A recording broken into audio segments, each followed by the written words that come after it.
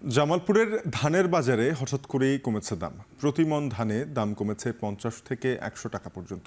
এ বিষয়ে ধানের হাট থেকে বিস্তারিত জানিয়েছেন সহকর্মী জুয়েল রানা। দেশের বাইরে থেকে চাল আমদানির খবরে হঠাৎই জামালপুরের বাজারগুলোতে ধানের দাম কমে গিয়েছে।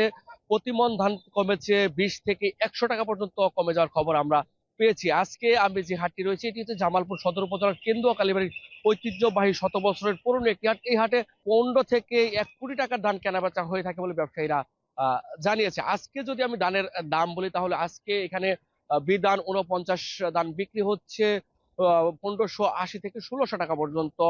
বিধান 29, বিধান 29, 28 এই জাতের ধানগুলো বিক্রি হচ্ছে 1580 থেকে 1620 টাকা পর্যন্ত বিক্রি হওয়ার খবর পেয়েছে। অর্থাৎ গত সপ্তাহে কিন্তু এই ধান বিধান 49, বিধান 28, 29 এই জাতের ধানগুলো বিক্রি হয়েছে 1650 পর্যন্ত। আমরা বিক্রির খবর কিন্তু ব্যবসায়ীদের কাছ থেকে জানতে পেরেছি। আর আজকে আমি খোলা বাজার খোঁজ নিয়েছি, খোলা বাজারে গিয়ে দেখেছি প্রতি কেজি বিধান 29-এর যে চাল রয়েছে, 28 ধানের যে চাল রয়েছে সেই চাল বিক্রি হচ্ছে 63 থেকে 64 টাকা কেজি দরে। স্বর্ণ 5 চাল বিক্রি হচ্ছে 60 টাকা কেজি দরে। অর্থাৎ গত এক সপ্তাহের আগেও কিন্তু সেই চালগুলো 2 টাকা 3 টাকা বেশি দরে কিন্তু বিক্রি হয়েছে। এই ছিল জামালপুর থেকে ধান এবং চালের দামের সর্বশেষ তথ্য।